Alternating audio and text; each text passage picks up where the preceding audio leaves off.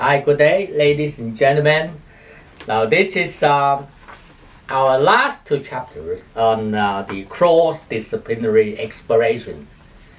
As in all other sections, when we've gone to the last two chapters of a section, then we have to introduce some of the common sense or some of the misconceptions that you come across in the faith industry. I call it the industry because there are many practitioners. There are many practitioners who make use of the faith counseling technique to help people understanding their faith and make some remedies on any defects that are detected.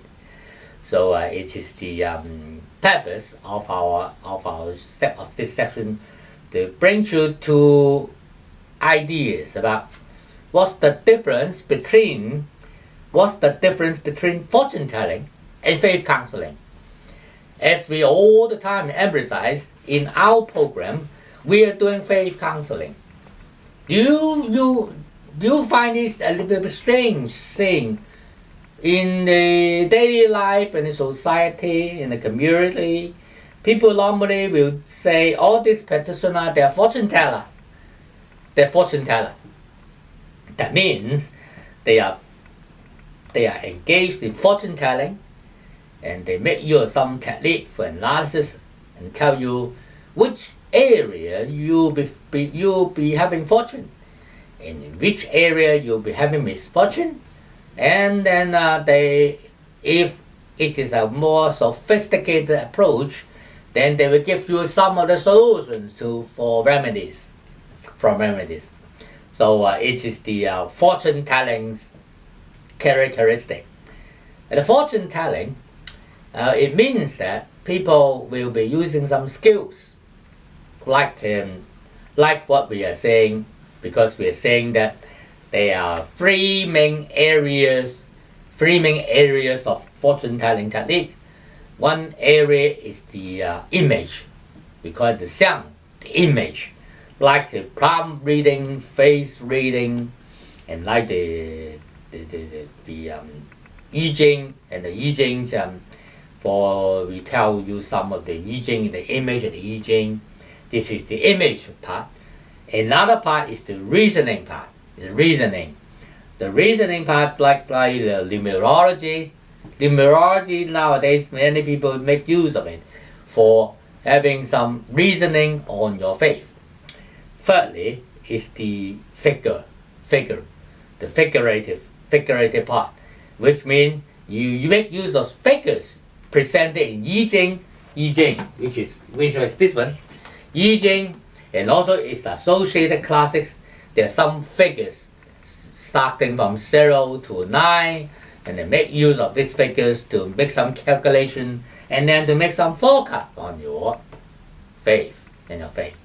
So this kind of fortune telling, people, they are practitioners everywhere and every time, and they make use of all this technique to tell you what your faith will be.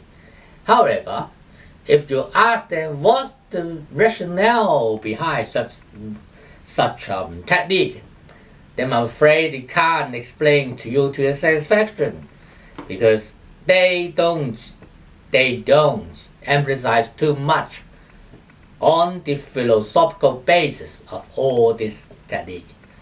So in my experience, sometimes when I ask the practitioner, ask the sifu, and then how you come to this conclusion, they simply say that yes, right, this technique tell me that's the result. And then you further ask, how can you ascertain this technique can bring to that result? Then they will tell you, because I was instructed by my teacher, saying that it is right. And then if you have chance to approach the teacher, and then they will tell you, well, it's also my teacher tell me that it is right.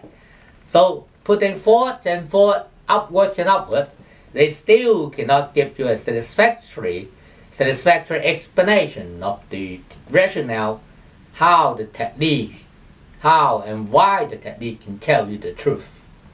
This is the fortune telling part. So they are technical in essence, and there are quite some variety for your choice. And if you are interested in them, then I'll introduce you a publication written by Professor Wang Yu de, 神秘的术数.